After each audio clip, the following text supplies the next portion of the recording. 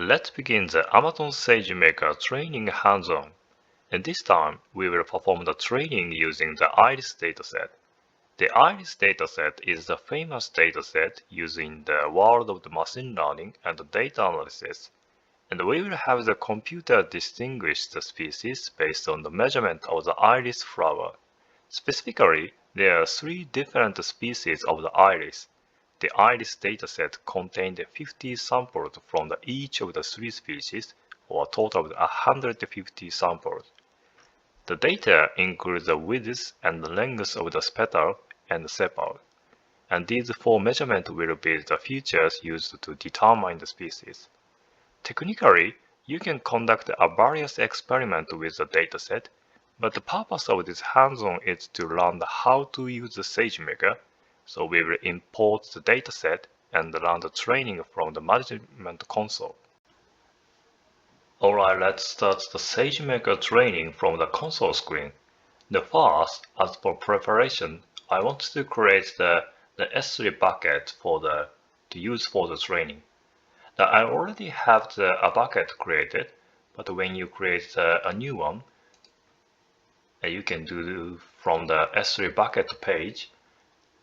And click on the create bucket. The bucket type should be the general purpose, and for the bucket name, please set a suitable name that is globally unique. You can include the date or IDs to ensure the name is globally unique. All other settings can be left as default, and you can just create the bucket. Since I've already created one, I'll just cancel this. Okay. This time we will running from the SageMaker Studio. Please open the studio from the SageMaker console. Click on the Open Studio.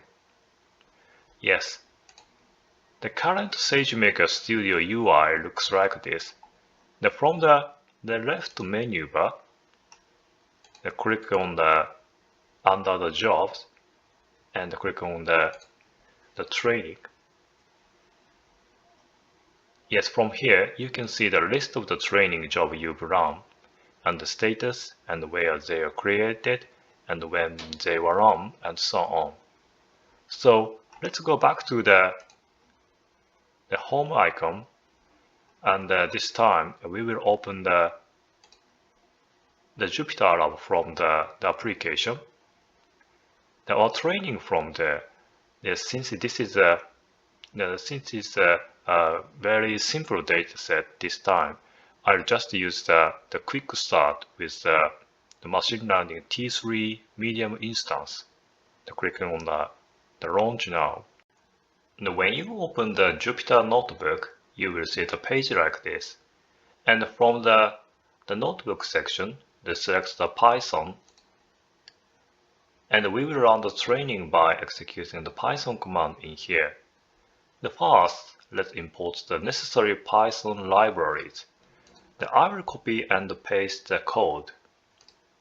And here, we import the SageMaker, Pandas, and Boto3. And we will import these. The SageMaker is the main library for using the SageMaker features from the Python. And the Pandas is a library for handling the dataset in the tabular format and using the data frame. And the Boto3 is the AWS SDK for Python. And okay, we set the S3 bucket names. I will be using the S3 bucket I've already created and named the Amazon SageMaker sample bucket. So I'll change the name here. So now to press the Shift plus Enter. So okay, as you can see, immediately a comment appears saying the basic configuration complete. So next, let's load the data. Okay, here I will introduce I will load the iris data from the scikit-learn dataset. Again, I will copy and paste the code. Okay, this code loads the Iris dataset from the scikit-learn database. Yes, we performed some data transformation here, and set up the Iris data with the future names as the column. Okay, we will display the first 5 rows of the loaded data. Okay, as you can see, this Iris data from the scikit-learn, there are actually 150 samples in total, but that's the first 5 rows are displayed like this. The next, I'd like to split this 150 sample dataset into the training dataset and the validation dataset. Again, I will copy and paste the code and paste it into my browser. Press the Shift plus Enter. Okay, we split the 80% for training data and 20% for the validation data. And as you see, the total is 150 and 120 for the training data and 30 for the validation data. So again, next we will format the data and upload it to the S3. Again, I will copy and paste the code, copy the code, and paste to my browser. Okay, Shift plus Enter. So in the S3 bucket, I specify the SageMaker, the sample bucket. The CSV file have been uploaded. For example, the Iris XGBoost final. And you can also see in the left side, the menu bar in your browser, the train.csv and validation.csv have been created. And if we check on the S3 bucket,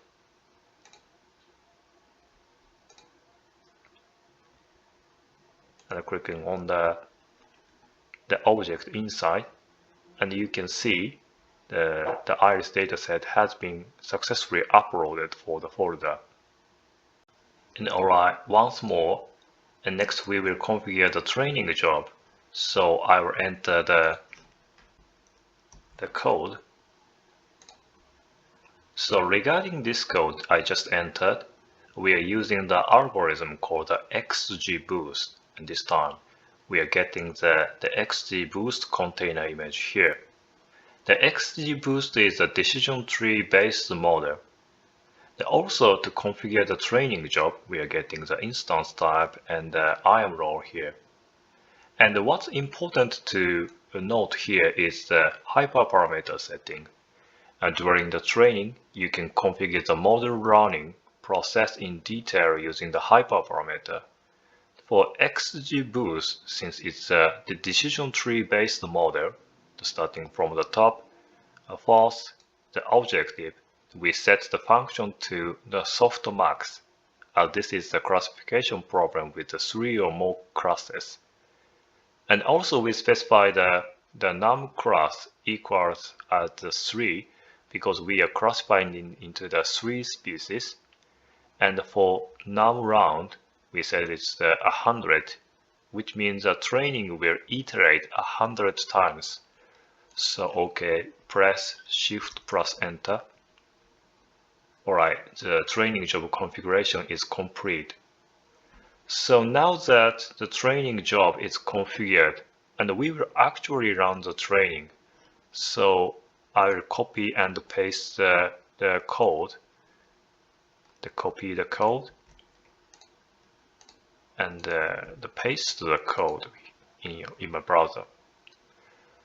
So the estimator.fit, when we run this, a server will finally launch on the SageMaker backend, and it will read the data from S3, and the training will proceed according to the settings we have configured. So press Shift plus Enter.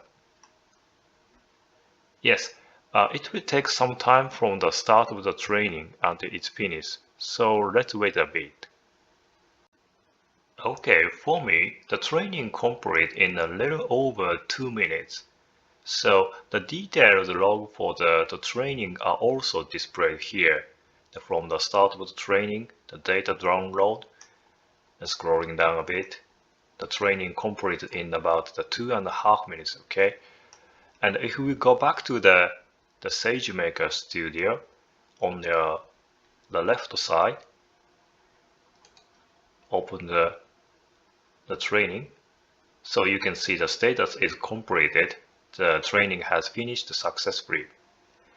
So this concludes the hands-on for the model training using the SageMaker.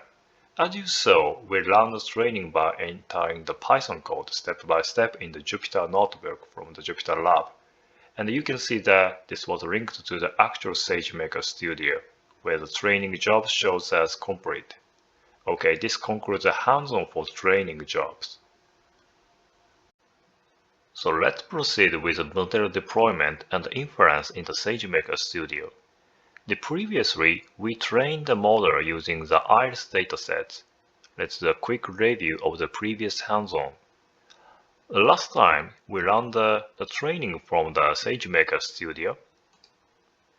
The training is now complete. And in the Jupyter notebook, we have loading the necessary library and dataset from the previous training. We also transform the data and upload it to S3. Then we configure the training job using the XGBoost algorithm and actually run the training job. So now the training job is completed state. From here, let's restart the hands-on.